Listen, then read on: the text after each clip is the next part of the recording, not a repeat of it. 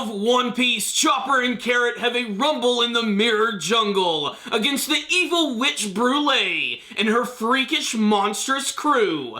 Big Mom becomes obsessed with Brook the Afroed Skeleton, and Baron Tamago and Pedro prepare to throw down. And it seems as if Reiju has been seemingly attacked by a mysterious assailant. Strap on your action underpants because there is lots of kick-ass action in this week's chapter of One Piece. Before we even begin, I just have to say that I think that Oda is a fan of Super Mario RPG. The only reason I say that is at the very beginning of this week's chapter on the cover story, we have Brook who is performing with these tadpoles and performing music with frogs, which is like something straight out of that video game. I just thought that was a really nice homage. That being said, I loved this week's chapter, and damn it, I want Carrot to be a member of the crew. She's so useful, she's so adorable, and oh so badass. Despite the fact that she's a cute little bunny girl, she can dish out the pain just as good as anyone. She manages to channel the power of Zeus or maybe even freaking Pikachu when she completely goes to town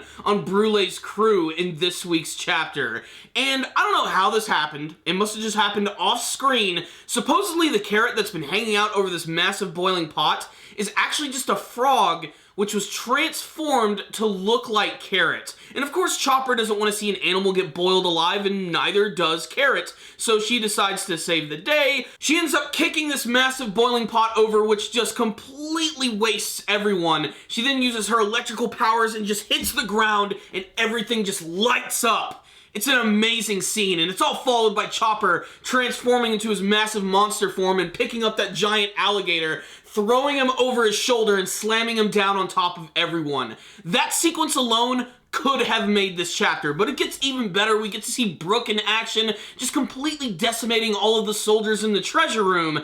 However, he's going to have to act fast because Big Mom has decided to take this on herself. She pushes Smoothie aside and discovers Brook, and of course she's completely enamored over seeing a skeleton, a living, talking skeleton who has musical skills to pay the musical bills. So of course Big Mom wants to bring Brook right into her fold, and you can just imagine that Brook is pissing his skeletal underwear. Frankly, the prospect of seeing Big Mom and Brook throw down I think is going to be really fun, if only for the fact that both of their powers involve the use of souls. Maybe there is a way that Brook can actually defend himself against some of the bigger abilities from Big Mom. He might actually be the secret to bringing her down, which honestly I think would be really refreshing, because let's face it, just about every arc in the series sort of follows the same formula, with the Straw Hat Pirates arriving on an island, seeing someone with a problem, helping them solve that problem, all the various members of the Straw Hat crew fight the underlings of the big bad guy,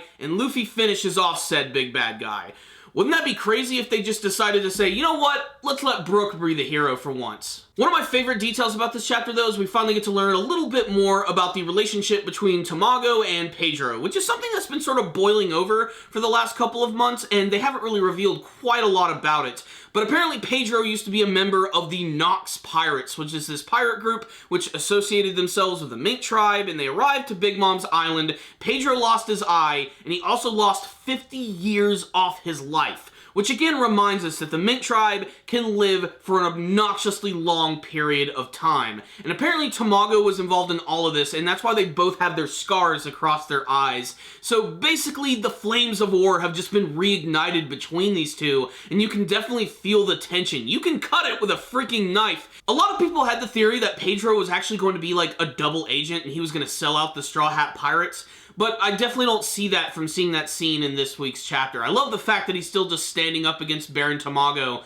I'm sure this is going to be a really intense battle, and I honestly can't wait to see what both of these characters are going to be fully capable of. I mean, Pedro is a mink, so we can assume that he's very powerful. He definitely has electro abilities, and he can use a sword, but there's probably a little bit more to this jaguar mink than meets the eye. And then there's Baron Tamago, who just looks freaking weird. He's just a dude who hangs out in egg pants, and he likes drinking tea, and he's got long arms, and he's ridiculous. I just can't wait to see what he's truly going to be capable of. He's one of the higher-ups in Big Mom's crew, so I'm just going to assume he's really freaking powerful. Sanji is also up to something. I'm not sure what his intentions are. He claims that he's making a meal for Pudding, but I don't even really think he realizes what's going on right now with Pudding, and I don't know if he's just playing dumb, or if this is just some sort of secret plan to get out. Like, he asked for these ingredients, and whenever there's like a prison story and someone's trying to get out, I always think of the situation where someone brings them a cake with like a nail file in it.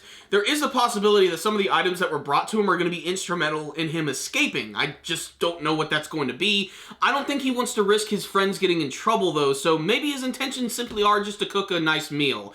And then there's one part of the chapter which just leaves me scratching my head, which is the very end, when we get to see Reiju Vinsmoke, who's just sort of walking through this hallway, completely bloody and beaten, and we don't know how this happened at all.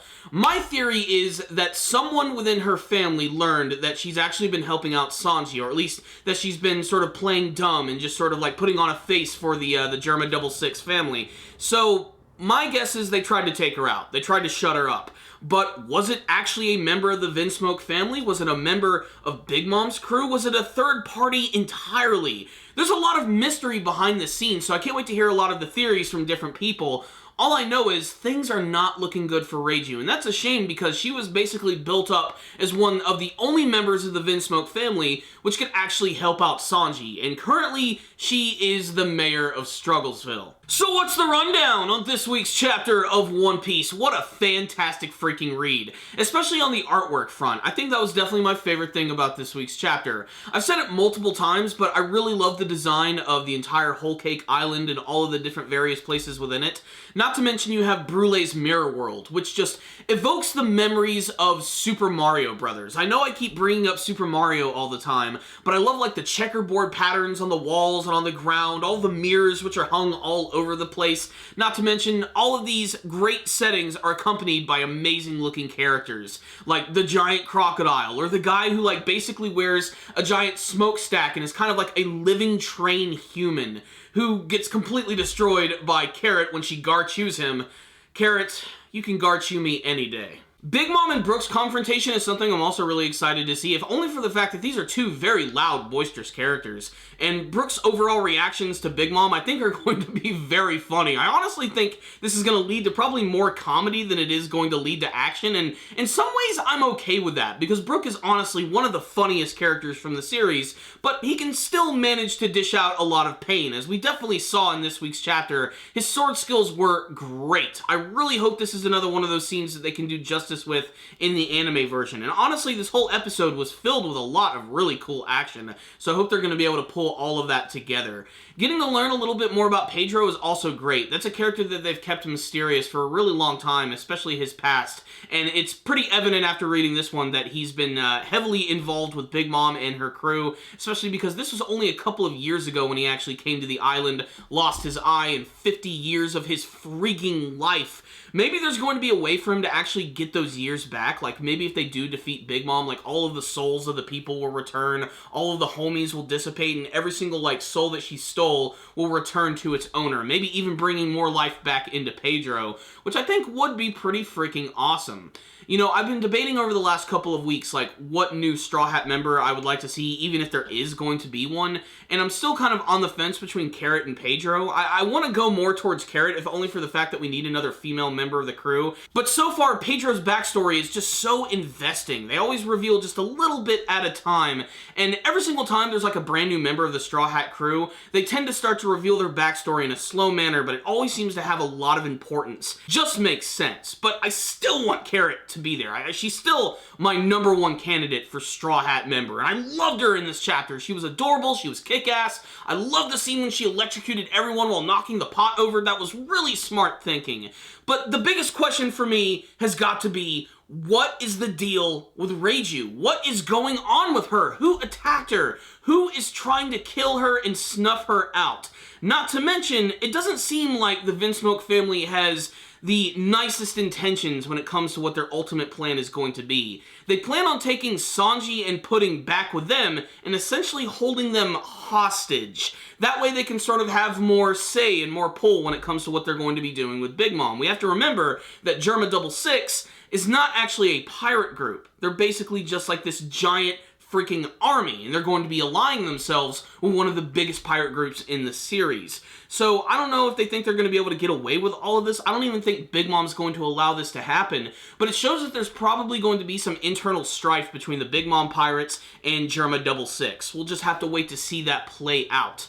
What I will say is, this was a great read of One Piece. I loved the artwork, I loved the action scenes, I loved all the funny moments too. There was a surprising amount of humor in this chapter as well. You know, Big Mom arriving to see Brook, you kind of have to see some of the humor in that, but it was all juxtaposed at the very end when you got to see Reiju, who was just completely in dire straits, covered in blood, and seemingly being attacked by someone, and we have no idea why that's going down. So, great chapter of One Piece. Please check it out, One Piece fans. Most importantly, I would love to hear your thoughts about it. But first, my score for this week's chapter is a 5 out of 5. I absolutely loved this one. I read it a couple of times. I enjoyed it so much, and I highly recommend you do the same. If any of you did read the chapter, make sure to tell me what you thought about it in the comments section below. Did you have a favorite scene from this week's chapter? Do you have any theories as to what actually happened to Reiju? Is someone trying to snuff her out? Did someone try to assassinate her? And who could that be? And what is their ultimate motive?